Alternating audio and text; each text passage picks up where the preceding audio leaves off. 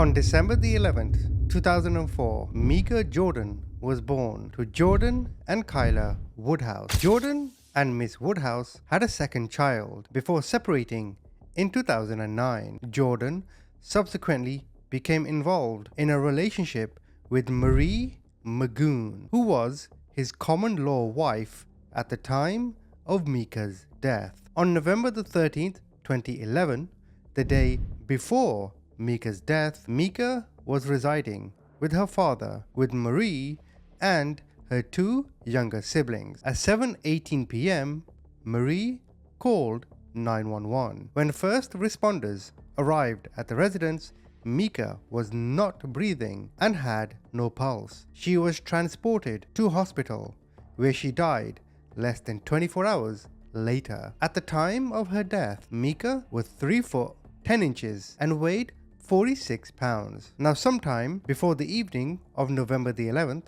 which was a Friday, Marie held Meika's open palm over the flame of a lighter for 30 seconds to 1 minute. Yes, she got her stepdaughter's hand, opened it, and lit it on fire. She physically restrained Meika so that she could not move away. She held Meika's wrist with her hand and Meika's body with her legs. When Meika instinctively tried to pull her hand back, Marie held it open. Now think about that. She's put the hand on fire, and normally by nature you're gonna go like this, or you can try and close it or something. But she held it open. She held it open and held her body so that Meika would not move. You classless cow. You see, Meika started kicking, started screaming, and urinated herself due to the pain. The burn covered nearly the entire palm of Meika's left hand. At the center of her palm, the burn was full thickness. In other words,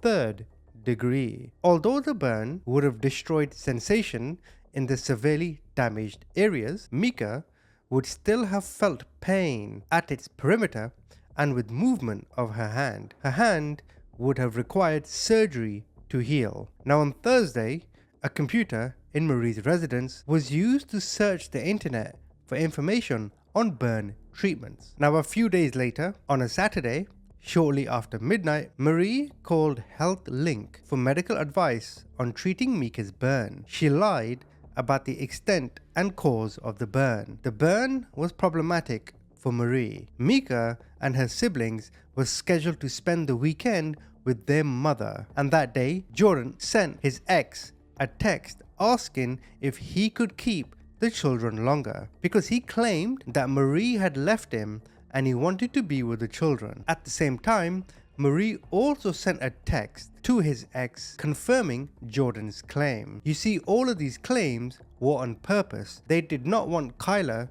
to see her daughter's burns, which Jordan and Marie knew would raise alarm bells. So Kyla agreed to a 1-day extension. However, this was extended to November the 15th. Now, on Sunday, November the 13th at 7:18 p.m., Marie called 911 requesting an ambulance for Meika. When first responders arrived, Meika was laying at the bottom of a flight of carpeted stairs that ran from the lower level living room up to the main kitchen floor. She was not breathing and had no pulse. The medic who first treated her observed that she was fairly sweaty, as if she had been exerting energy prior to their arrival. Upon arrival at hospital, Meika was still not breathing on her own. Medical staff observed that her matted hair was broken in some areas and had clumps missing in others. Dirty bandage covered the burn to her hand. Now, Dr. Guilfoyle, who was an expert in pediatric critical care, treated Meika. She noted a very large number of bruises all over Meika's body, and she testified that she had never seen a child with so many bruises in her career, and that she was very struck by that, and that they were over parts of her body that are not typical for bruises on children. Now, CT scans revealed that Meika had a torn liver and injuries to her duodenum and pancreas. The pancreas injury was unusual. It would have required significant force to the abdomen in a hammer and some mechanism, wherein the bowel is pushed out of the way and the pancreas is compressed against the spine. Left untreated, this injury was remotely life-threatening. What on earth did these two piglets do to this child, eh? You see, it would have caused pain and loss of appetite as blood and enzymes leaked into Meika's body. It was inflicted less than 24 hours before Meika was admitted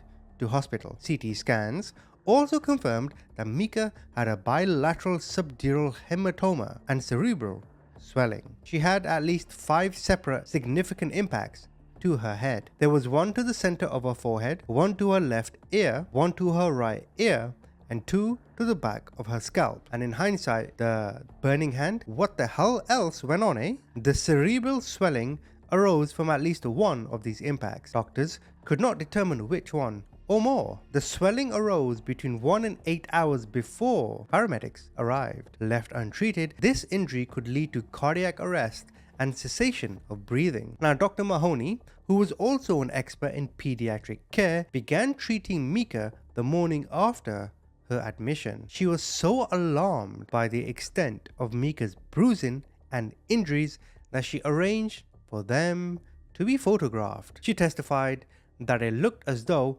she had been up. She had inflicted injuries all over her body, and the doctor had never seen anything like that before. In fact, her and all her staff said that this was the worst case of bruises they had ever seen. And then Meika's condition continued to deteriorate at the hospital. Eventually, on November the 14th at 1:47 p.m., Meika died. Her death was caused by the combination of her abdominal and head injuries. The bleeding from her abdominal injury compromised her cardiovascular system, rendering her less able to deal with the head injuries. The brain injuries were not consistent with the fall down the stairs immediately preceding the 911 call. That would only be possible if a single piece of damage caused brain stem injury and immediate cardiac and respiratory shutdown. And given the location of the brain stem and the geometry of stairs,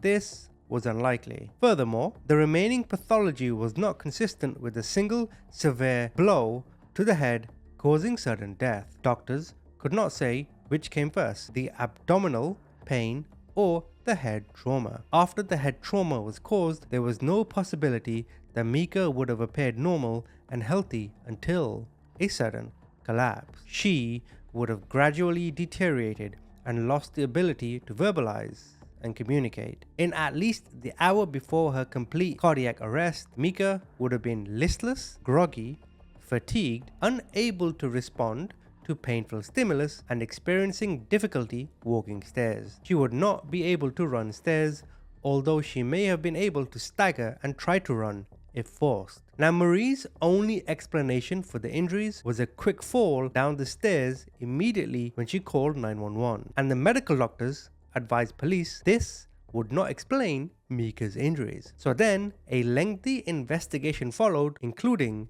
a Mr. Big operation. The purpose of the operation was to create an environment in which Jordan and Marie would feel comfortable providing details of their involvement, if any, in Meika's death. So, how did the police get a confession from the suspects? Well, listen to this. Have a look at this elaborate plot. So in February 2012, they started what's known as Mr. Big. It consisted of 106 scenarios. So the police created an undercover officer played by Jay. Jay befriended Jordan, and over a number of scenarios brought him into the perceived criminal organization. Jordan was gradually led to believe that the organization was involved in transporting illegal goods and credit card frauds. He was given various assignments, including making deliveries, counting money, and looking at border stations being considered as entry points for illegal goods. Unlike Jordan, Marie did not become a member of the organization, and Jordan was encouraged to keep the criminal side of his work from her. He told Mr. Big that he did not tell her what he did for a living, but noted that she was not stupid and believed that she knew what he was doing. The police in this Mr. Big operation also created a secondary undercover officer known as S. S was claiming to be Jay's girlfriend. S was not a member of the organization and portrayed herself as being unaware of the criminal side. She spent the most time with Marie. The two became friends. She testified that both Marie and Jordan appeared to have a very close relationship and they communicated frequently when apart. In one of the operation scenarios, S told them both that she had been involved in a hit and run. They were led to believe that she was getting advice from a high-ranking member of the organization, seemingly Mr. Big, who was working behind the scenes to help her avoid being arrested. They understood she had passed a polygraph test with his help. Jordan and Marie also traveled to a casino with J and S, ostensibly to create a false alibi for S by using an inside contact to alter security footage. Now on October the 13th, 2012, while Jordan was in Vancouver with Jay, a police officer appeared at Marie's residence to arrest Jordan. She called Jordan after the officer left. Jordan met with Mr. Big, who emphasized that he could only help if he had the truth. Jordan confessed to acts of violence, but his admissions did not explain at all Meika's injuries. He was encouraged to speak to Marie about any involvement she had in the head injuries. So on October the 6th, 2012, Jordan returned to Calgary. He and Marie spent the night at the Blackfoot Hotel, which was under electronic surveillance. They discussed what she should say in her meeting with Mr. Big. As they talked, Jordan impressed upon her that she should tell Mr. Big the truth. She confirmed she understood. He said, "If you want Mr. Big to help you, you're gonna have to tell him the truth. If you don't tell the truth, they can't help you." So Mr. Big opened his interview with Jordan and Marie by explaining that Jordan had been honest on some topics, but on others, he may have had a brain fart. And on a side note, this whole operation sounds like a fart to me. I don't know about you. He said he was a busy man, and if they did not want his help, they could be on their way. He stated that lying to him would result in Jordan and Jay being done with the organization. In short, he said that if they wanted his help, they had to tell the truth. Marie agreed that this was completely fair. Mr. Big confirmed that he was not promising to help, and he asked them to fill in some blanks. He explained that if he was going to reach out to his contacts, he would not go in blind and needed to know exactly what happened. He indicated that he had an inside contact with the police who was providing information. He stated he did not care what they had done and would not judge them. He asked Marie to describe the week leading up to Meika's death. Marie said she and Jordan had been fighting a lot and had financial difficulties. She confirmed Meika's hand was burned on Thursday and that it was caused by a lighter, even though the paperwork said it was caused by something flat, and she and Jordan had claimed it was a straightener. She did confirm calling Health Link. She said Meika was supposed to be running the stairs and had been refusing to do so because she had a bad attitude. She was complaining so they scared her with a lighter. Marie stated that Jordan got annoyed with Meika on Friday night when she was running the stairs. He grabbed her by the hair, dragged her up 2 flights of stairs, and then took her to bed. On Saturday, Meika was running stairs the whole day. Although she was complaining more than she was running them, she would get abused and then they would make her do it again. Yes, they made her run up and down the stairs all day. Then on the Sunday, Jordan got really mad. He wanted to watch football and Meika was whining and complaining. So he grabbed her by the shoulders and pushed her down quite a few times on the kitchen floor. He wouldn't stop. He also made her run up and down the stairs again. He grabbed her, she fell, and the sound was pretty loud, but the sound did not sound right. Marie said it was kind of the same thing along the whole entire weekend. Then at this point, Mr. Big interjected and said that the police had physical proof of something that happened. He needed to know what happened or he would not be able to help. He told Marie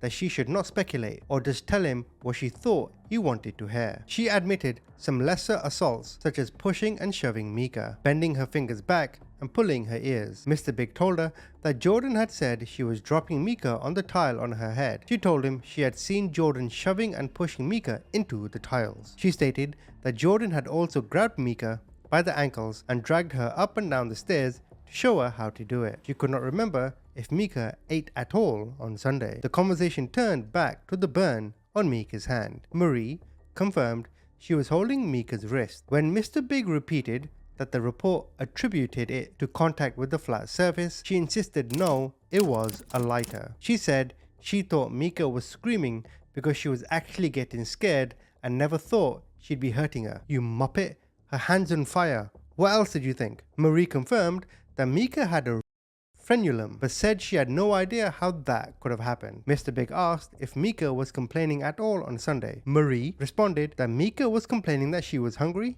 needed to pee, and was tired. Mr. Big told Marie that he was having difficulty understanding the injuries to Meika's head, and Marie said, "I think it was probably an accumulation of everything that was going on," she admitted, pushing Meika into a high chair. Mr. Big told her that Jordan had mentioned a frying pan. She suggested it was a different incident, perhaps involving Meika's stepfather. Frying pan? Wow. In fact, Marie admitted intentionally tripping Meika a few times while running the stairs on Sunday, causing Meika to strike her head on the wood trim and wall. She also revealed that in a 2-hour time period between cooking dinner and baking cookies, she stood over Meika, held her by her hands, and shook her. This silly cow. There she is, cooking away her chicken, or whatever she's eating, cooking away her cookies, and all that sugar goodness, while abusing her child. Enjoy your meals now in jail, you silly cow. While she was shaking her, this caused the back of Meika's head to strike the floor 6 or 7 times. She asked Meika why she couldn't just do what her dad asked her to do, to which Meika said, yes, I'll do it now, I promise. Now, Mr. Big told Marie that Jordan said she also pulled Meika's hair. She denied it and said it was Jordan. Then going back to the burn, Mr. Big said the medical report did not jive with what she was saying, but she still maintained it was only a lighter and nothing more. She said she was holding Meika with her legs as she held Meika's hand over the lighter for 1 or 2 minutes. Again, Meika kicked, screamed, and peed herself. She also forced Meika's hand open when she closed it a couple of times. She also said that on the Sunday, when Meika was running up the stairs, she complained about her toes and didn't want to do the stairs anymore, but she was tired, hungry, wanted a bath, was hot, and was just fed up. And Marie stated that when she decided to make dinner, she and Jordan decided to shove Meika, giving her a motivational speech and yelling at her to just get her going up and down the stairs again. But what is it with these stairs? Now, in the last fall, which is probably what killed her, in that moment, Meika still wasn't doing what she was told, and it was upsetting Jordan. So he pushed her pretty hard against the kitchen cabinets and told her to get up. He then shoved her quite a few times on the tile again before going downstairs. As Meika was lying on the floor, Marie grabbed her by the hand and gave her a shake. After promising to do what her dad told her to do, Meika went out again, as in she stopped listening. So then Marie abused her, causing Meika to fall down the stairs and strike her head pretty hard on the floor. Marie then went back to baking her fucking cookies. She did not see Meika's final fall. Marie admitted that she and Jordan did not return Meika to her mother as scheduled because of the burns, and made up a story to keep her longer. So, both Jordan and Marie were charged with first-degree murder. They challenged the admissibility of their Mr. Big confessions at their joint trial. Again, on a separate note, this whole elaborate Mr. Big thing was way too far. Good old-fashioned police work would have convicted these people easily. I guess in Canada, they do it differently. And given that they challenged the first-degree murder charge, they eventually were found guilty of second-degree murder. And the trial judge found that both of them meant to cause bodily harm, which they knew would likely cause death, and they were clearly reckless. They were both sentenced to life with no parole, with a minimum term of 17 years. And I think I speak for everyone when I say these two motherfuckers should never ever be allowed to see the light of day ever again.